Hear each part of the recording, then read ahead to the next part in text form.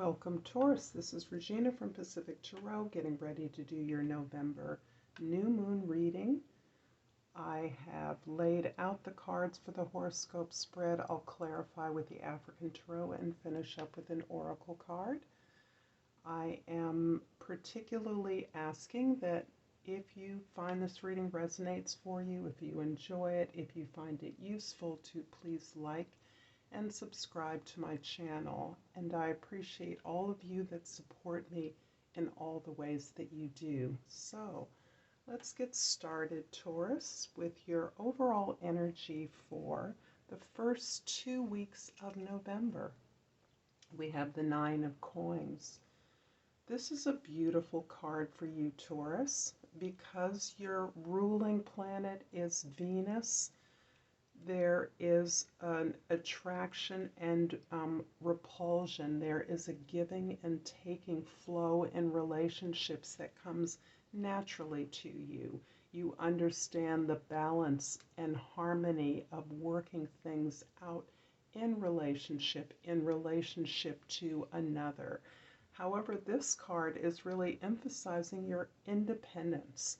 Your material independence, definitely. Your sense of security, focus, and stability is very much a part of your overall energy right now. It is important to you to be able to not only be stable in your financial experience, to surround yourself with those things that make you comfortable and feel accomplished, but you also are in a time when you are recognizing that you're able and willing to invest. You are not closed off from your community or from relationships to goals, to others, but you are in a strong place where you are able to put in energy into something without jeopardizing your own resources, your own stability, your own security at this time. Beautiful card of abundance, personal prosperity, and the generosity that this kind of security inclines for you. In your 10th house, the way others see you, your position in the community, the Four of Cups shows you practicing a new means of obtaining what you desire, reaching for those things that are truly authentic to you and that make you happy. And in general, you are practicing, particularly in your community, at your place of employment, a practice that inclines you to move closer to things that feel good, to desire things that contribute to your sense of well-being, contentment, satisfaction, and even luxury, relaxation, rest, receiving. This is definitely where you are working out the ability to balance out your energy so that you make more place for receiving, and that is part of you setting up an establishment, an expectation that others give back to you what you give to them. This is also a time when the things that you want and that you're receiving look differently than what you thought they would be. And that is in part because you are learning to supply your own needs. You're understanding that the source of all things are from within you. And this definitely runs counter to the expectations that many of us have as a part of growing up in this culture. In the first house, you have the Knight of Swords. The Knight of Swords shows you moving quickly in exploring, being curious about new opportunities. You're asking more questions now about the things that are important to you because you're understanding, as you're achieving this material comfort and stability, that there are more opportunities available to you to explore new ideas, different ways that others do things.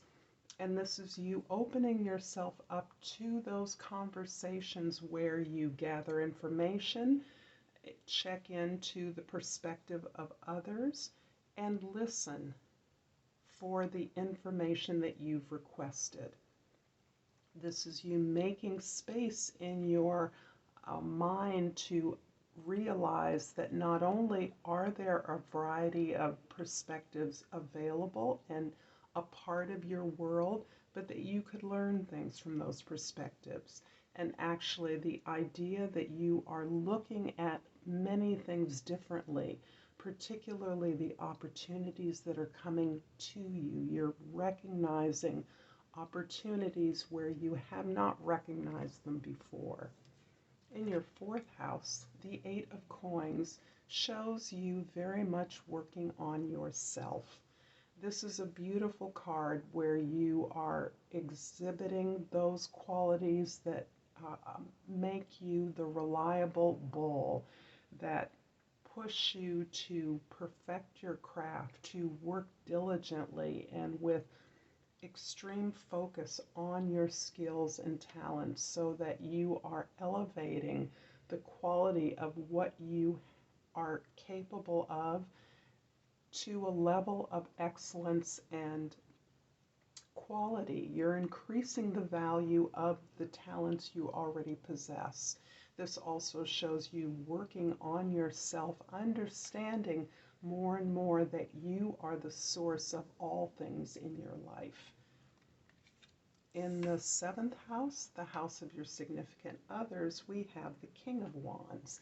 And the King of Wands shows you to be connecting to a partner, an associate. This can be in business, in a creative endeavor, where you are, this person is mentoring your leadership skills.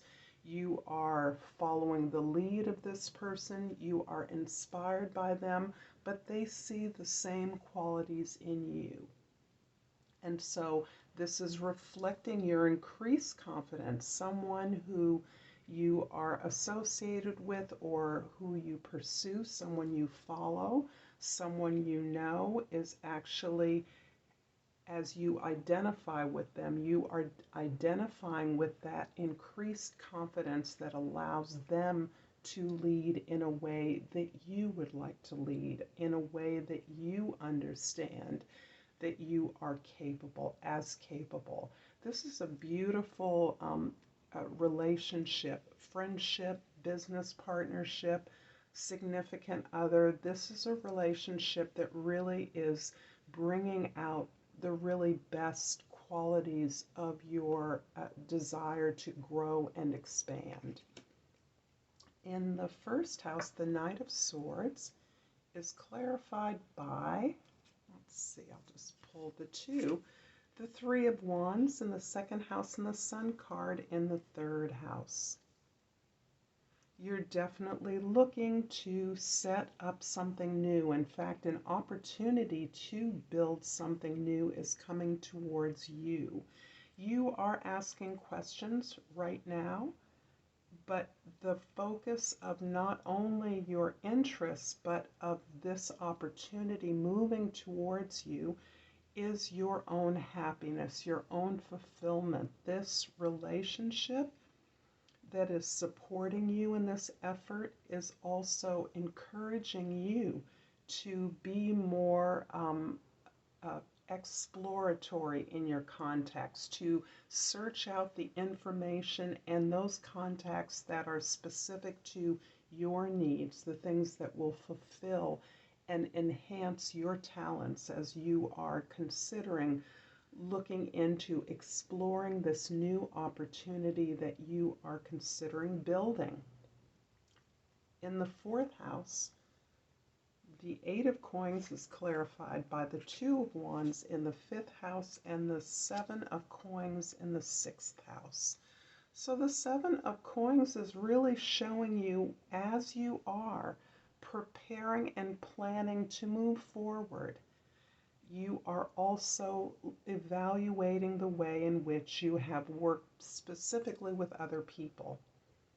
You are looking at the patterns of your past, the effort you put in, the rewards you receive, and you're looking to improve upon that. You're understanding now that you can work smarter rather than harder. The hard work is never anything that you can regret, you can undo. That is your nature, and it is a beautiful earth sign quality of diligence and perseverance and hard work and attention to detail. These are qualities that you understand are always going to serve you, but you want to be better about the way you work with others because you've grown in your capacity to relate to others, to accept help from others, to ask for help from others. And you're aware that this is a growth area for you that can make your hard work go a lot further, particularly as you are inspired by the leadership of another. In your seventh house, the Seven of Wands is clarified by the Ten of Wands in the eighth house and the Queen of Pentacles in the ninth house. You have been burdened by the responsibilities of many others in your work, in your life. You have fulfilled your obligations to others to the best of your ability. You've worked hard at this. You've invested everything you have into meeting your obligations and your responsibilities. You've taken on a lot of responsibilities and you're almost to the finish line. This can represent the end of a project, an employment, the purchase of a significant high value ticket like a home, a car. This is quite possibly a home. You have invested everything, you've met your obligations, and it has drained you, it has exhausted you, it has taken everything. But you have never wavered. Now that this purchase, this obligation is completed, is coming to the finishing line, you are really looking forward to the relief that you will receive. Interestingly, you are aware that this investment that you have made that is almost paid off, as an example, is something that builds your resourcefulness. This is added to your abundance, your prosperity. This home, as an example, is something that is going to not only increase your personal security and stability, but it's going to allow you to create more abundance and wealth. That's specifically why a home comes to mind in this case, but it can be many other things. This can be paying off a debt for your education, your child's education. There are many ways that you are coming to the end of an obligation that has required everything, that has exhausted you. And instead of exhausting your resources, it is actually adding to those resources that you have, making you more secure, more stable, and more protected. The Four of Cups in the 10th house is clarified by the Queen of Wands in the 11th, and the Eight of Pentacles, a repeat in the 12th house. You also have the King and Queen of Wands here, which indicates not only a beautiful marriage of your creative, expansive abilities, your ability to assert yourself in terms of your creative expression, your desire to grow or build something new, and also the ability to receive the resources required to do that. You are cultivating and learning both, and this really does reflect again on the ways in which you are understanding that the area of your relationships, your co-workers, working with others is an area that you have sought and gained a lot of growth. This is, again, encouraging you to return to the perfection of your craft.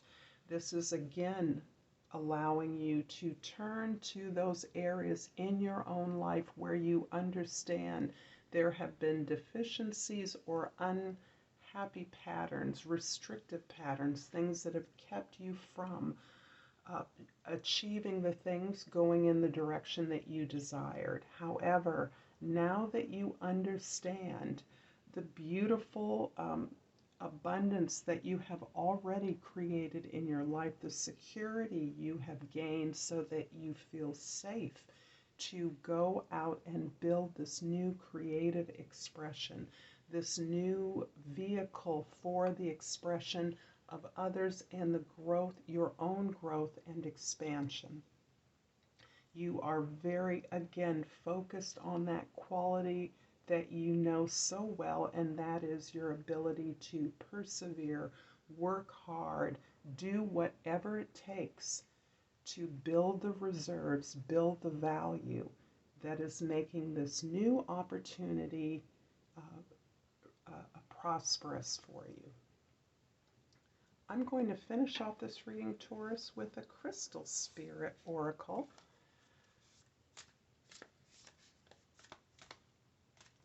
And